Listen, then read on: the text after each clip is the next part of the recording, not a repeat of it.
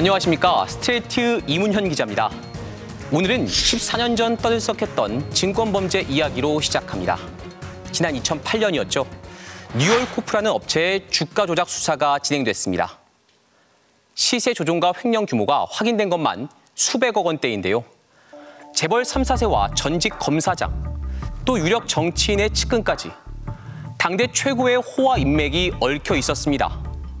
그런데 가장 무거운 처벌을 받은 주범, 누구였을까요? 뜻밖에도 나이트클럽 종업원 출신의 20대 청년이었습니다. 그는 징역을 살다가 석연찮은 이유로 감옥을 나와서 그대로 달아났는데요. 무려 10년 가까이 국내에서 멀쩡히 지냈다고 합니다. 못 잡은 걸까요? 안 잡은 걸까요? 스트레이트는 그가 재작년에야 뒤늦게 붙잡혔다는 걸 단독으로 확인했는데요. 저희는 이 의문의 청년을 추적하면서 이번 취재를 시작했습니다. 뉴얼코프, 바코드 관련 장비를 생산하던 평범한 코스닥 상장사였는데요. 2007년부터 특별한 주목을 받았습니다. 600~700원대 머물러 있던 주가가 연초부터 꿈틀대기 시작한 건데요. 석 달 만에 3배 넘게 올라서 대박이 터졌습니다.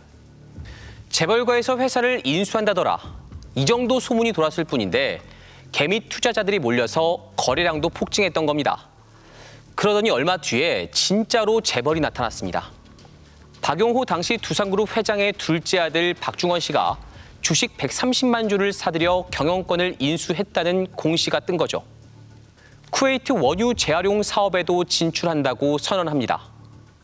박 씨는 조선일보 인터뷰에서 자기 인생의 전환점이라며 투자자들을 흥분시켰습니다. 친환경 자원 재처리 사업이며 수익성과 안전성이 확보돼 있습니다. 계획대로 진행된다면 영업이익률 60%에 달하는 황금알을 낳는 사업입니다. 그런데요, 이거 모두 거짓이었습니다. 경영권 인수? 이건 그냥 서류상으로만 꾸민 거고요. 실제 돈은 한 푼도 안 넣었습니다. 알만한 재벌가 자손들을 화려한 병풍으로 내세운 그냥 주가 조작이었던 겁니다. 설마 그 재벌가의 어떤 이미지를 걸고 사기를 칠 것인가 별로 의심을 하지 않았죠. 두산뿐이 아니었습니다. 현대가 3세들도 투자했고 전 국무총리의 아들과 이명박 전 대통령의 측근까지 가담했습니다. 결국 2008년 검찰 수사가 이뤄졌죠. 전 총리와 재벌 아들들을 바지 사장으로 내세워서 주가를 조작해온 재벌 테마주 일당이 기소됐습니다. 하지만 수사와 재판 결과 드러난 주범, 28살 무명의 청년이었습니다. 조영훈. 그의 경력은 고등학교 졸업 후 강남 나이트클럽 웨이터와 수입차 판매원이 전부였습니다. 이런 젊은이가 재벌 3, 4세 등 유력 인사들을 끌어들여 복잡한 주가 조작 범행을 설계하고 실행했다는 건데요. 당시 투자자들은 물론 언론도 의심을 거두지 못했습니다. 조영훈의 뭐 나이라든지 경험이라든지 경력이라든지 이런 것을 비추어 볼 때 그걸 할 수 있는 만한 그런 그릇이 못 된다. 결국은 다른 누군가 핵심 인물이 있는데.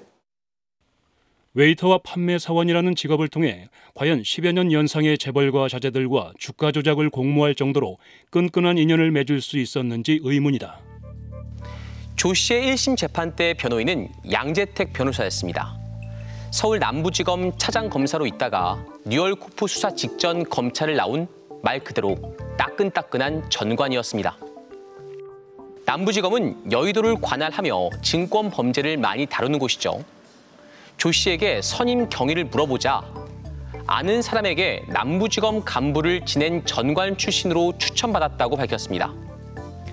양 변호사의 도움을 받았던 1심 재판에서 징역 5년을 받았지만 2심에선 징역 7년으로 늘어나 형이 확정됐습니다. 그렇게 수감 생활이 계속됐는데요. 난데없이 검찰이 조 씨를 수시로 불러내기 시작합니다. 조사할 게 있다는 이유였습니다. 재판을 받을 때부터 형이 확정된 뒤에도 그는 문턱이 닳도록 검사실을 드나들었습니다. 2009년부터 2년 2개월간 무려 261번이었습니다. 통상 재판에 넘어간 피고인은 이런 출정 조사가 별로 없다는데 말이죠. 보통 조사하면 한 4-5번만 나가도 적지 않은 건데 몇백 회라는 것은 그럼 사건이 10개 한 20개 된다는 얘기고 그런 조사할 일도 없이 출정 관리는 사실은 없거든요. 흔한 상황. 그렇죠. 당연하죠. 이상한 게 또 있습니다. 뉴얼코프 사건 담당이던 부서가 아니라 그 옆 다른 부서로 불려다닌 겁니다.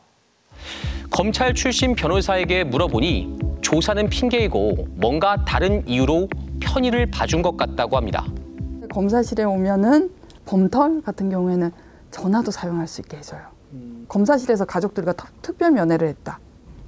예, 그런 검사도 있었죠. 200몇 회 동안 조사할 게 어디 있습니까? 조 씨는 그 방에서 뭘 했을까요? 정말 누군가 뒤에서 그를 감싸줘야 할 사정이라도 있었던 걸까요? 저희는 당시 조 씨와 함께 검사 방에 드나들었다던 어느 재소자를 만났습니다. 그는 놀라운 말을 해줬습니다. 조영훈한테 방을 하나 제공을 해줘요. 검사실 옆방을. 저도 거기에 직접 가봤거든요. 갔는데 컴퓨터도 제공돼 있지, 핸드폰도 있지, 그리고 검찰 전화도 있지. 이런 걸 수용자가 활용하고 있어요. 걔가 거기서 주식 거래를 하고 있었던 겁니다. 그러면서 조영훈이 저한테 도이치모터스 한번 사라고 했었던 거예요. 도이치모터스, 대통령 부인 김건희 여사가 입건돼 수사를 받고 있는 사건인데요. 공교롭게도 조 씨의 출정 기간이 도이치모터스 주가 조작 시기와 상당히 겹칩니다. 주가 조작으로 수감된 재소자가 검사실에서 또 다른 주가 조작에 손을 대기라도 했다는 건지 사실이라면 기막힐 노릇인데요. 자, 그런데 더 황당한 일이 벌어집니다. 마지막으로 검사실에 불려갔던 2011년 2월 21일, 검찰은 외할머니의 장례식에 다녀오라며 조 씨를 형 집행정지로 5일간 풀어줍니다. 좀 부모상까지 많이 하는 걸로 알고 있는데 그거는 뭐 그렇게 어려울 일은 아니니까. 외주모상으로 제가 만약에 의뢰를 하면 저는 그건 어려울 것 같긴 한데. 형 집행정지 사유 6가지에 가족의 장례는 없습니다. 그래서 검찰은 마지막 7번째 요건인 기타 중대 사유를 적용했습니다. 사실상 검사의 재량으로 풀려난 셈인데요. 그는 약속한 닷새 뒤 돌아오지 않았습니다. 그대로 달아났습니다. 뉴월컵 거기 외조모상에 형 집행정지 해준 사람 도주했다는데 아직 안 잡았죠? 예. 왜 안 잡죠? 지금 그 전담 검거팀을 구성을 해가지고 지명 수배를 해놨는데 아직도 못 잡고 있습니다. 우리가 통념상 외조모가 별세하셨는데 형 집행정지 해주는 경우는 거의 없다고 생각합니다. 뭐 여러 가지 제보가 있으니까 빨리 잡아서 처리하세요. 예, 그렇게 하겠습니다. 그런데 말이죠. 조 씨는 자신이 형 집행정지로 나갈 거다. 심지어 안 돌아올 거다. 이런 말을 동료 재소자들한테 한참 전부터 했다고 합니다. 정확히 한 5, 6개월 전부터 그 이야기는 계속했어요. 직접적으로 자기 도주한다고 한 건 2, 3주 전에. 자기는 외국으로 도망을 못 간다고. 외국을 모르니까. 그래서 국내에 있을 거라고 그 말까지 했어요. 실제로 9년 반이나 국내를 떠돌다가 재작년 8월 갑자기 붙잡혔습니다. 이해가 되지 않아요. 20년간 검찰 뭐 했냐는 거죠. 범죄자는 잡힐 수밖에 없어요. 국내에 있으면. 해외로 도망가지 않는 이상은. 그런데도 10년간 안 했다. 10년간 못 잡은 게 아니라 안 잡은 거로 보여지죠. 뭔가 이 사람에 대해서 잡으면 안 되는 사정이 있지 않았나. 조 씨는 검사들이 도와주기로 돼 있다는 말까지 했다고 합니다. 그래서 야, 너 어떻게 나가냐? 힘들 것 같은데. 그랬더니 이야기를 해주더라고. 현직 검사하고 이쪽에서 해주기로 했다. 그럼 되지 않겠냐? 조 씨가 사흘에 한 번꼴로 들락날락했던 검사실은 당시 서울중앙지검 524호실 김모 검사의 방이었습니다. 그의 상관은 유상범 부장검사, 현재 국민의힘 의원이죠. 저희의 전화도 안 받고 찾아가도 안 만나주더니 문자 한 통을 보내왔습니다. 조영훈을 전혀 모른다. 그가 형 집행정지와 관련해 했다는 이야기도 전혀 근거가 없다. 검사실 출정이 많았던 경위에 대해서도 당시 수사 검사에게 물어보라고 했습니다. 네, 유 의원 말대로 김 검사의 현재 근무지로도 전화를 해봤는데요. 유월코프 사건 취재 중에 있으면서 방송 준비 중이라고요? 예. 여쭤보고 일단 이 번호로 한번 전화 드릴게요. 예, 알겠습니다. 부탁드리겠습니다. 아직 전화는 오지 않고 있습니다. 결국 저희는 의문의 당사자인 조영훈 씨를 찾아 나섰습니다. 수소문 끝에 그가 목포교도소에서 복역 중인 걸 알아냈고 한 변호사를 통해 어렵사리 몇 가지를 물어봤습니다. 하지만 조 씨는 검찰이 특별히 봐준 건 아니라고 했습니다. 당시 한상대 서울중앙지검장의 정상 결재로 형 집행 정지를 받았고 누군가의 조력으로 나간 건 아니라는 겁니다. 그러면서 복역 기간이 얼마 남지 않아 조용히 살고 싶다며 다른 질문엔 전혀 답하지 않았습니다. 자, 한숨 돌려볼까요? 뉴올코프 주가가 요동치던 시절로 돌아가 보겠습니다. 2007년 주식시장은 뜨거웠습니다. 코스피 지수가 처음으로 2,000포인트를 찍더니 연일 사상 최고가를 경신했는데요. 이런 분위기에서 재벌 3, 4세가 투자한다니까 난리가 났던 겁니다. 뉴올코프 주가가 정점에 이르자 조작 세력은 주식을 팔아치우면서 슬그머니 발을 뺐습니다. 검찰 조사 결과 뉴올코프와 관계사 등 3곳에서 횡령한 돈이 모두 456억 원, 부당한 시세 차익도 120억 원이나 됐습니다. 하지만 피해자나 피해 금액의 규모는 파악조차 안 됐는데요. 답답했던 피해자들이 스스로 모였습니다. 당시 한 인터넷 카페, 2천만 원 가까이 손해를 봤다는 의사 이모 씨가 만들었습니다. 동참 원하시는 분은 연락 바란다고 적혀 있습니다.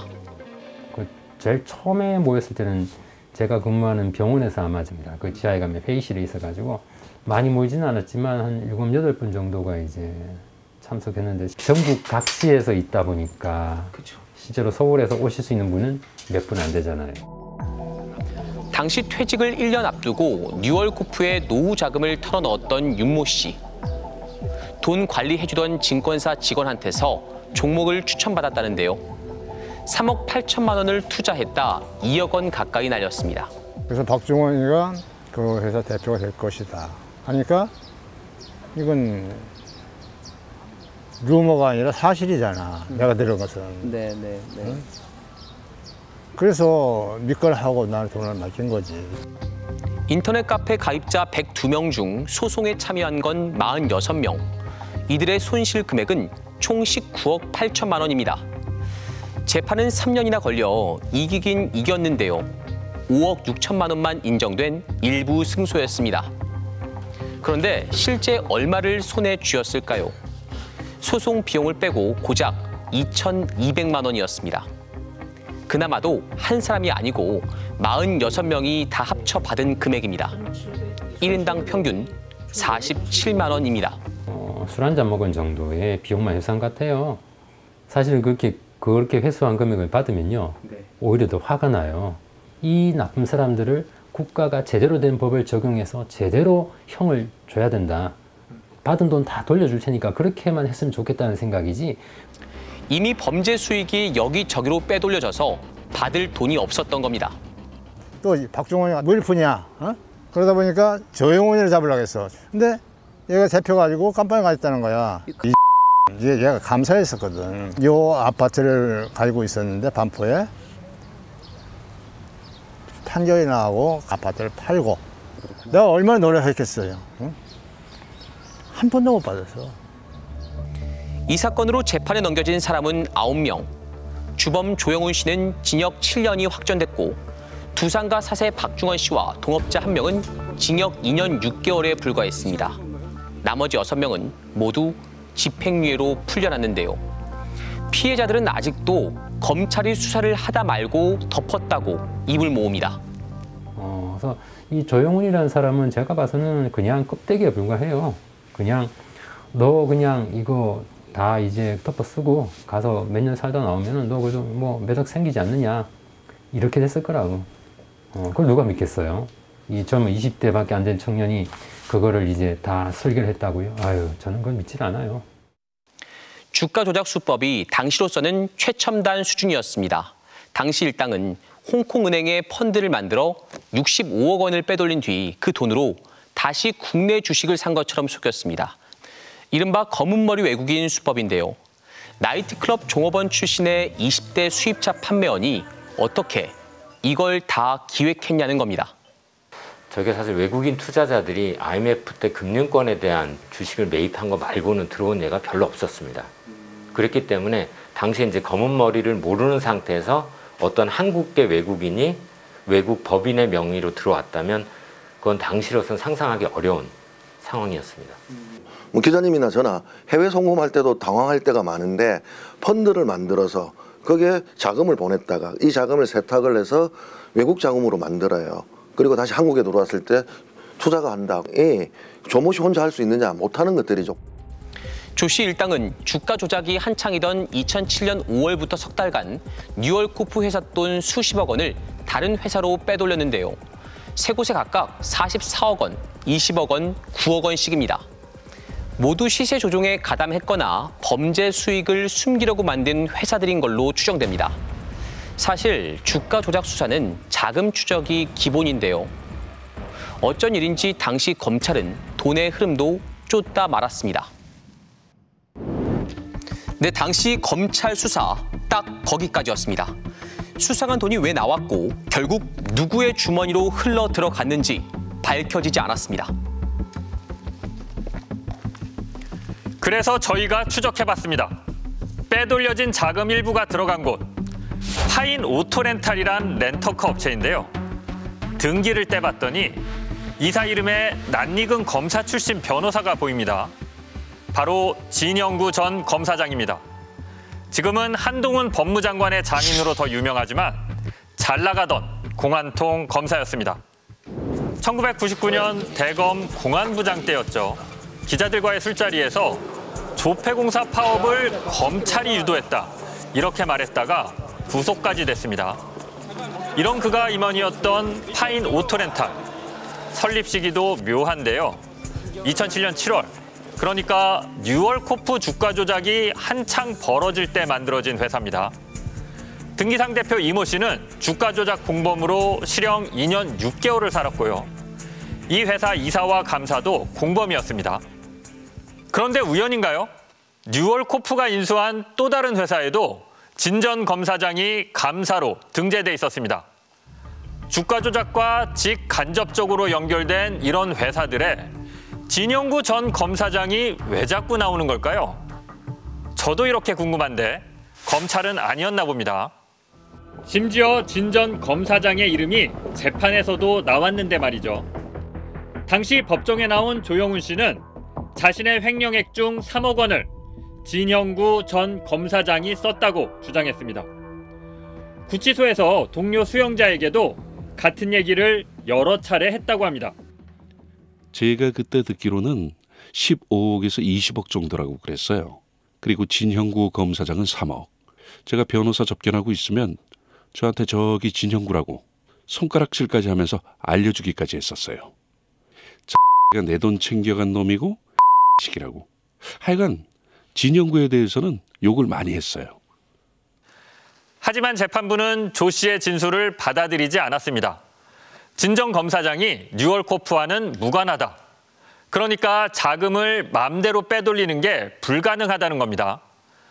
그래도 조 씨는 뭔가 억울한 게 남았던 걸로 보입니다. 이번에는 진 전 검사장의 부인이 등장하는데요. 2009년 감옥에 있던 조영훈 씨가 이분의 아파트에 8,300만 원의 가압류를 걸었습니다. 법원은 조 씨의 신청을 받아들였고요. 이런 걸 보면 두 사람 사이에 모종의 금전 관계가 있었던 정황도 엿보입니다. 대체 진 전 검사장은 뉴얼코프와 무슨 관계였을까요? 그에게 여러 차례 연락하고 사무실도 찾아가 봤지만 만날 수 없었습니다. 요즘은 가끔 나오시기로 하셨는데 요즘에는 차가 안 보이는 것 같더라고요. 연락이 닿지 않던 진영구 전 검사장은 변호인을 통해 질문한 의혹들은 전혀 사실이 아니고 알지 못하는 내용들이라며 허위의 사실이 보도되거나 근거 없는 추측이 보도될 경우 민형사상 법적 책임을 물을 것이라고 전해왔습니다. 현재 수감 중인 조영훈 씨한테도 진 전 검사장에 대해 물어봤는데요. 본인이 횡령한 돈 중 3억 원을 진 전 검사장이 썼다고 본인이 진술한 걸로 판결문에 적혀 있는데도 조 씨는 판결문을 봐야 알 것 같다며 사실상 즉답을 피했습니다. 그래서 조 씨 다음으로 형량이 무거웠던 공범 두산가 재벌 4세 박중원 씨를 찾았습니다. 그 역시 아직 복역 중이라 교도소로 직접 찾아갔는데요. 그는 조심스러우면서도 좀 다른 말을 했습니다. 파인 오토렌탈의 등기사였던 진영구 전 검사장이 뉴얼코프 회사에 몇 번 왔다고 했습니다. 회사에 몇 번 온 거는 있었어요. 면식이 있거든요.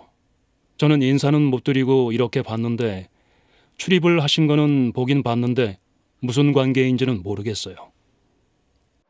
파인 오토렌탈의 서류상 대표였던 공범 이모 씨의 주소지에도 가봤는데 집이 아닌 사무실과 공장 건물이었고 그를 아는 사람도 없었습니다. 혹시 이 사장님이라고 여기 계시나요? 네. 여전히 베일에 쌓인 진 전 검사장의 정체. 그렇다면 뉴얼코프 사건을 수사했던 검사는 뭐라고 할지 궁금했습니다.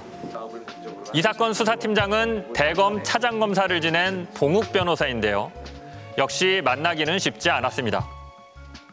사장님 혹시 계시면? 아니, 안 계신데.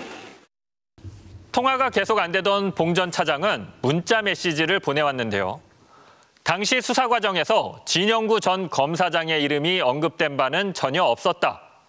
검찰을 떠난 상황에서 현직대 사건에 대해 말씀드리는 것은 적절치 못하다고 했습니다. 개미들에겐 목숨과도 같은 투자금. 하지만 수사가 벽에 부딪히면 피해 복구는 더 막막해집니다. 주가 조작 범죄에 주로 적용되는 자본시장법 위반 사건들의 추징금 환수 비율은 최근 10년간 2.3%에 불과합니다. 검찰 출신들의 이름이 등장하는 사건에서 수사의 공백이 더 도드라져 보이는 이유는 뭘까요? 또 다른 사건 하나를 꺼내보겠습니다. 뉴얼코프 사건 몇 년 뒤인 2015년 해조류로 치매 치료제를 개발한다는 제약사 보타바이오의 주가 조작 의혹 사건이 터집니다. 이 회사 대주주는 유명 배우, 사내이사는 그의 남편이었습니다. 이 배우와 중국 자본의 투자 계획이 당시 바이오 열풍과 맞물려 주가는 급등했는데요. 그러다 장밋빛 계획들이 취소되면서 한때 4배 가까이 올랐던 주가는 고점 대비 70% 넘게 폭락했습니다. 이때도 개미 투자자들은 막대한 손실을 봤는데요. 그 사이 이 회사에선 무려 434억 원이 빠져나와 어디론가 흘러갔습니다. 주가 조작으로 번 돈을 빼돌린 게 아니냐는 의혹을 샀는데요. 하지만 이 돈의 행방에 대해선 검찰 수사로 드러난 게 없습니다. 2016년 서울 남부지검 증권범죄합동수사단은 유명 배우의 남편 이모 씨를 기소했습니다. 호재성 내용을 거짓으로 공시해 40억여 원의 부당이득을 챙긴 혐의였습니다. 이 씨를 포함해 회사 전 대표와 투자자 모집책 등이 기소된 이 사건. 재판은 어떻게 진행됐을까요? 1심에선 모두 유죄였다가 2심에선 전원 무죄로 뒤집혔습니다. 사정이 생겨서 투자를 못 받았을 뿐 주가 조작은 아니다. 이런 피고인들 주장을 놓고 1심과 2심 판단이 완전히 엇갈린 겁니다. 이 씨는 자신이 유명 연예인의 남편이라 검찰이 편파 수사를 했다고 비난했습니다. 실제로 그 행위를 한 대표는 기소를 안 했어요, 검찰에서. 검찰에서는 띄울 게 필요로 하니까 제가 필요로 하지 대표이사는 필요가 없잖아요. 그런데 이 사건에서도 한동훈 법무장관의 장인 진영구 전 검사장이 등장합니다. 보타바이오의 경영활동을 감시해야 할 사회이사였습니다. 2014년 11월 이사가 됐고요. 공교롭게도 검찰이 수사를 시작한 2016년 7월에 물러났습니다. 그의 재임 기간은 검찰이 지목한 주가 조작 시기와 정확히 일치하는데요. 그런데도 당시 재판에 넘겨졌던 사내이사 이 씨는 진정검사장을 여전히 모른다고 합니다. 저는 그분을 몰라요. 아, 전혀 모르세요? 예, 전혀 모르는 분이에요. 근데 같은 시기에 보니까 이제 그 보타바이오 이제 이사가 보타바이오는 엄밀히 얘기하면 공동 경영체예요. 공동 경영자인 김성 회장이 실제로 경영자예요. 뉴월코프 사건처럼 이때도 검사복을 벗은 지 얼마 안 된 정관이 피고인 중 한 명의 변호를 맡았습니다. 그 변호사한테 당시 수사검사들이 무척 깍듯했다는 증언도 나왔습니다. 그런데 갑자기 어떤 중년의 남자가 들어오는 거예요. 그 검사실로. 그 중년의 남자가 들어오니까 수사검사가 바로 일어나더니 깍듯이 인사를 하더라고요. 그래서 제가 속으로 판단하기는 무슨 검사장이나 차장검사급이 내려왔나 보다 이렇게 생각을 했었죠. 뭐냐고 물어보니까 변호사라고. 검사실에 들어간 정관 변호사는 후배인 검사들을 내보낸 뒤 본인의 의뢰인도 아닌 주범 이 씨와 단둘이 30분간 면담도 했다고 합니다. 이 보타바이오 사건은 검찰이 대법원에 상고한 지 이제 3년이 다 돼가는데요. 아직 최종 판결은 나오지 않았습니다. 수백억 원대의 투자금이 회사를 빠져나와 어디로 갔는지 아무도 모르는 겁니다. 윤석열 정부 출범과 동시에 요즘 최고의 실세로 통하는 분. 네, 한동훈 법무장관인데요. 지난 17일 취임하자마자 금융증권범죄합동수사단이란 조직을 검찰에 다시 설치했습니다. 국가가 그런 서민 대중이 피해를 입는 화이트칼라 범죄에 대해서 강력하게 대처할 거라는 메시지를 대중에게 주는 게 전 중요하다고 생각합니다. 그렇기 때문에 제가 취임한 직후에 바로 금융증권범죄합동수사단을 부활시킨 겁니다. 이전 문재인 정부는 검찰의 직접 수사 범위를 꾸준히 줄여왔습니다. 그 과정에서 추미애 전 법무장관이 증권범죄합동수사단을 없앴는데 새 정부가 이걸 2년여 만에 되살린 겁니다. 줄여서 합수단이라고 하겠습니다. 이게 뭐냐? 간단히 설명드리면요. 검찰이 혼자 수사하려면 금감원에 공문을 보내서 주식거래 자료를 받아야 합니다. 바쁘게 수사하다 보면 아무래도 번거롭겠죠. 하지만 검찰의 합수단이 만들어지면 금감원 직원들이 파견돼 한 식구가 됩니다.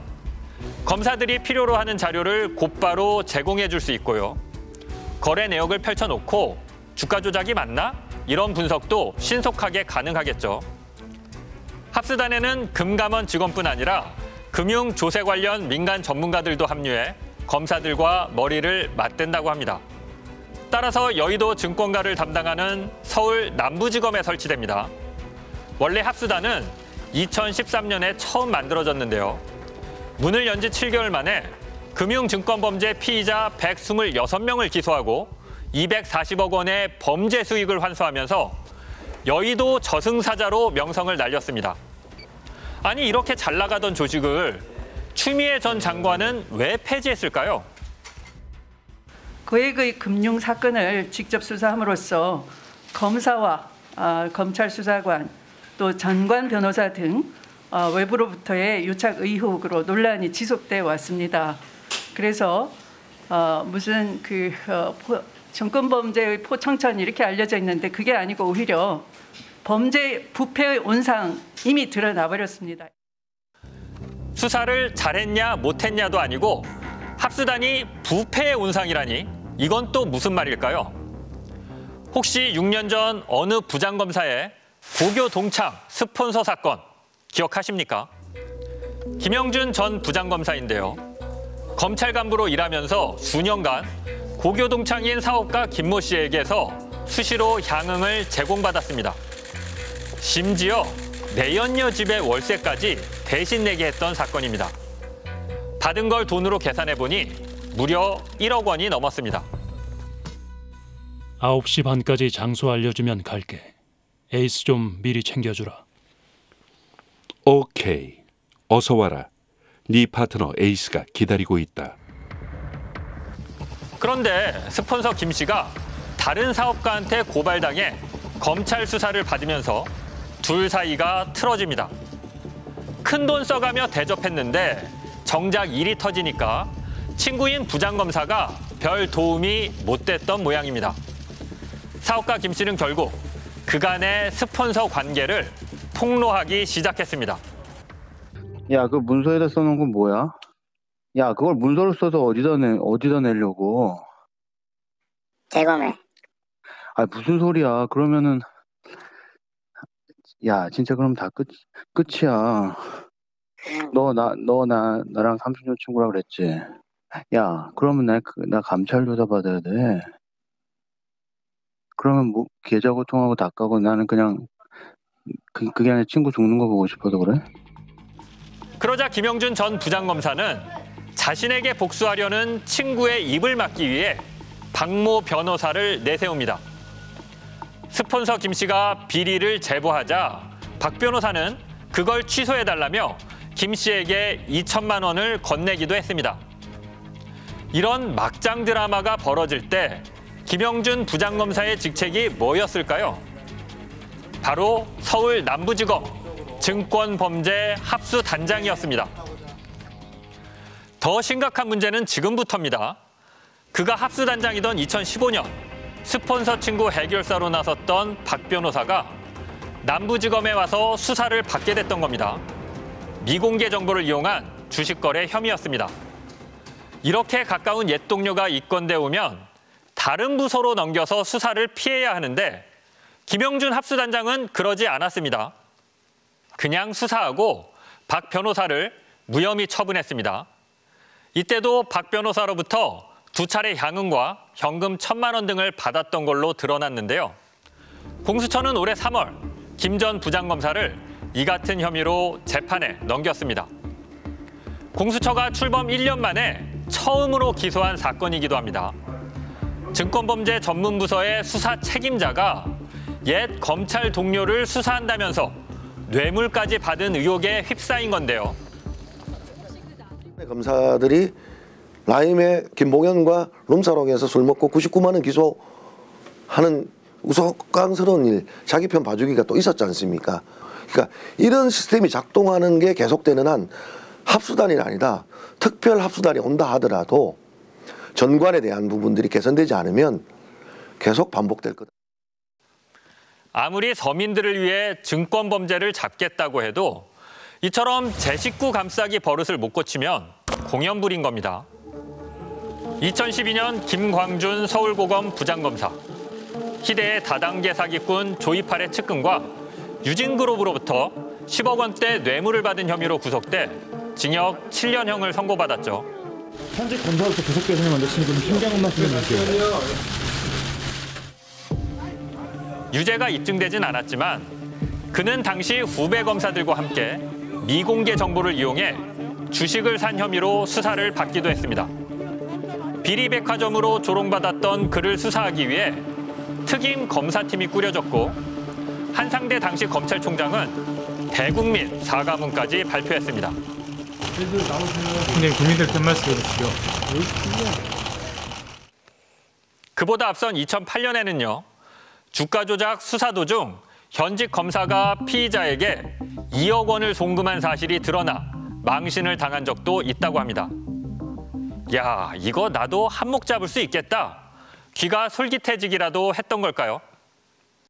위에서는 이제 진노해가지고 아니 머리에 피도 안 마른 게 벌써 나쁜 짓을 배워가지고 해서 불렀더니 자기 선배 검사가 돈을 빌려달라고 해서 돈을 빌려줬는데 그 계좌를 이 계좌로 넣으라고 해서 넣은 거지 자기는 모른다.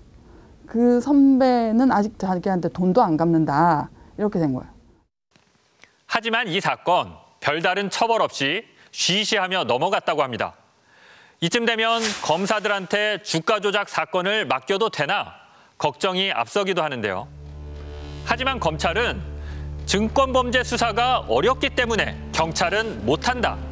따라서 반드시 자기들이 해야 한다는 입장입니다. 정말 그럴까요? 멀리 갈 곳도 없이 재판과 수사가 진행 중인 도이치모터스 주가 조작 사건을 보겠습니다. 이 사건은 사실 경찰이 작성한 내사 보고서가 재작년 초 언론을 통해 공개되면서 본격적으로 알려졌습니다. 이때는 윤석열 검찰총장 시절이었습니다. 부인 김건희 여사와 장모 최모 씨도 자본시장법 위반 혐의로 고발됐는데요. 검찰은 고발장 접수 1년 반이나 지난 작년 말 권오수 도이치 회장과 주가 조작 선수들만 기소했습니다. 김 여사는 조작 세력에게 10억 원이 든 계좌를 맡긴 사실이 드러나 있고요. 어머니 최 씨는 도이치모터스 이사와 같은 인터넷 주소에서 여러 차례 주식을 거래한 의혹이 제기됐죠.